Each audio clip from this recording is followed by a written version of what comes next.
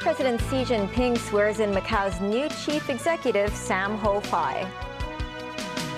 10 weeks in prison for a taxi driver who overcharged passengers.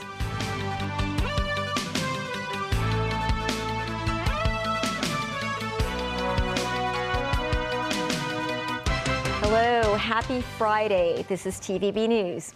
President Xi Jinping today officiated at the inauguration of the sixth-term government of the Macau SAR, with Sam Ho-Fai being sworn in as the new chief executive. The event also celebrated the 25th anniversary of Macau's return to the motherland.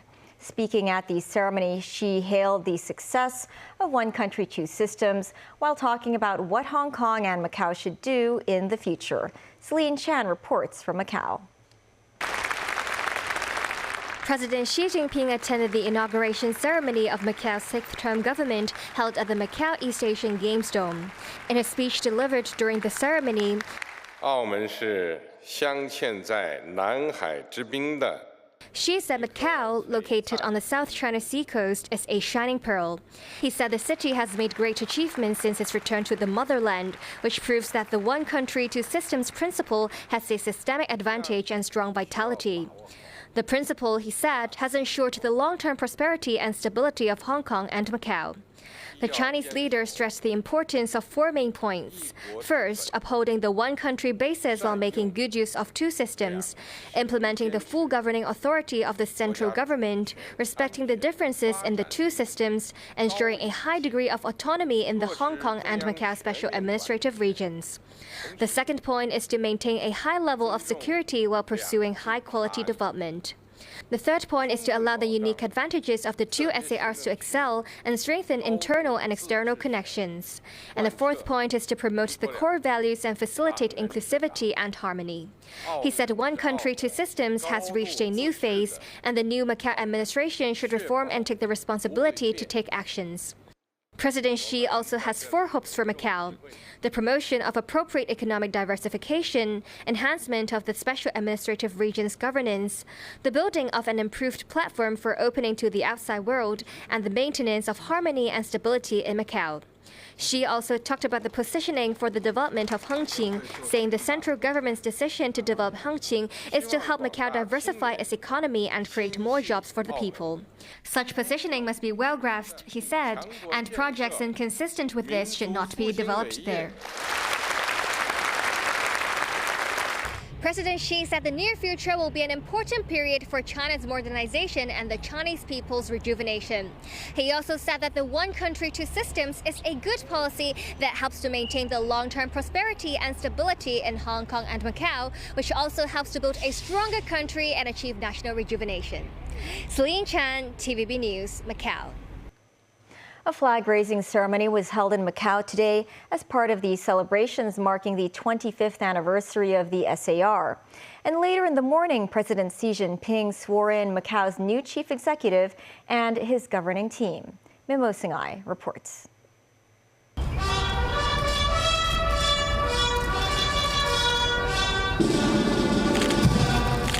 Early Friday morning, the flag-raising ceremony marking the 25th anniversary of the establishment of the Macau SAR took place at Golden Lotus Square. Sam Ho-Fai, the incoming chief executive of the enclave, was among those in attendance. About 2 hours later, at the Macau East Asian Games Dome, 62-year-old Sam Ho-Fai was sworn into office. 尽忠职守，遵守法律。 The new CE vowed to safeguard the stability and development of Macau. Sam's governing team was also sworn in. President Xi then shook hands with each of them. In his inauguration speech, Sam said it is an honor for him to take over the role of the SAR leader. He said the new government will take a people-centered approach, aiming to elevate governance and reform the judicial system to ensure an effective and fair government of high integrity in the enclave. Some stressed that the administration will focus on tackling the economy, including sorting out imbalanced problems in the city's economic development. Mimo Singhai, TVB News. President Xi Jinping left Macau this afternoon after concluding his three-day trip. Before leaving the city, he visited some of the new senior members of Macau's legislative, administrative, and judicial sectors, expressing his confidence in them and his expectations. Samantha Lee tells us more. President Xi Jinping and his wife Peng Liyuan arrived at Macau International Airport around 3:30 this afternoon.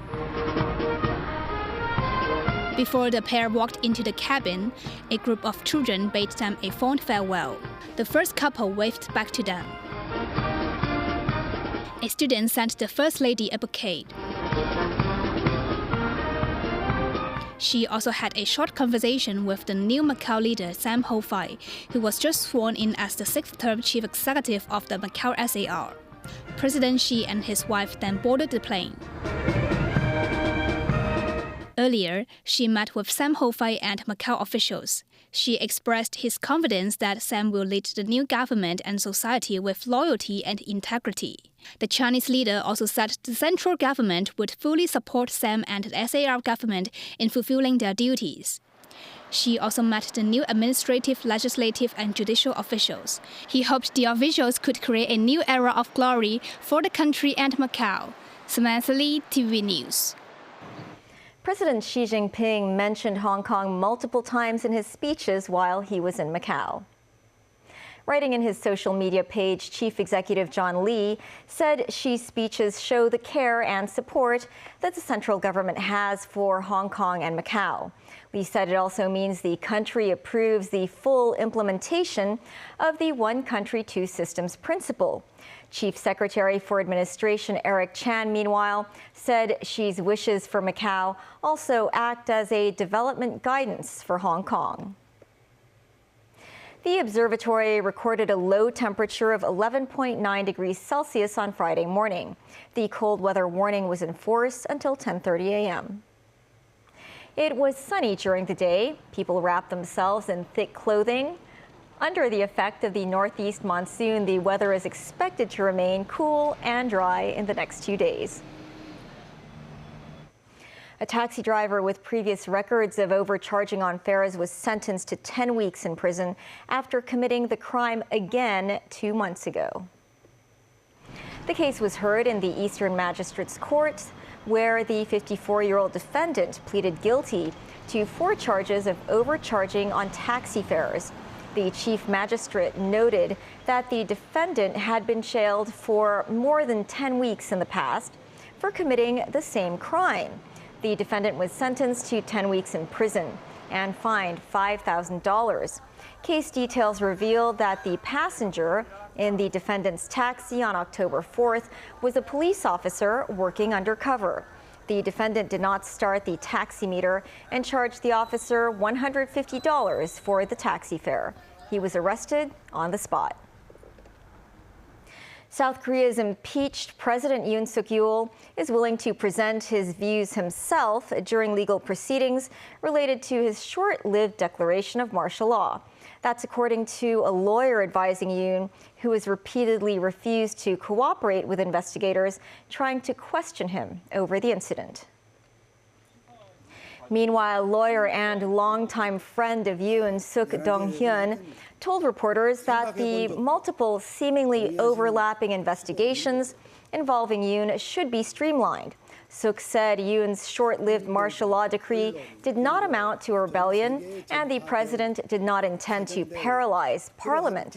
Suk also denied claims that Yoon had ordered the military to arrest his political opponents. Still ahead, a Trump-backed spending bill fails to pass the U.S. House of Representatives as a government shutdown looms. Australian exports of live rock lobster to China can restart immediately. And a dinosaur fossil exhibition at the Hong Kong Discovery Center.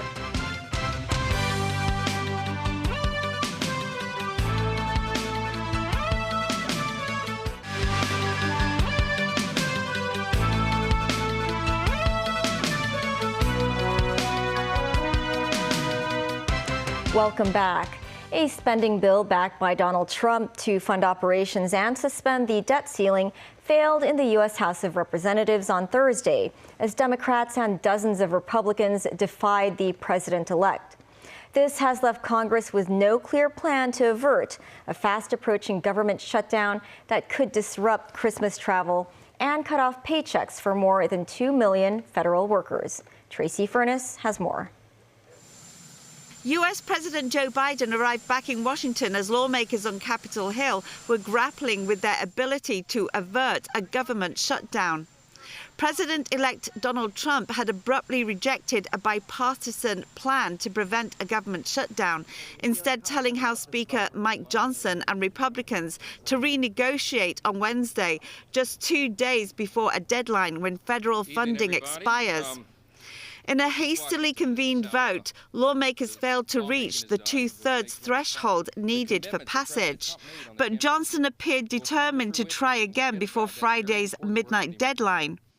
It's a long process. Sometimes it takes a while to reach consensus, but we're going to do the right thing here tonight. The American Relief Act of 2024 will provide temporary funding to get us into the first part of next year. The outcome has proved a massive setback for Trump and his billionaire ally Elon Musk, who rampaged against Johnson's bipartisan compromise to prevent a Christmas-time shutdown. Tracy Furness, TVB News.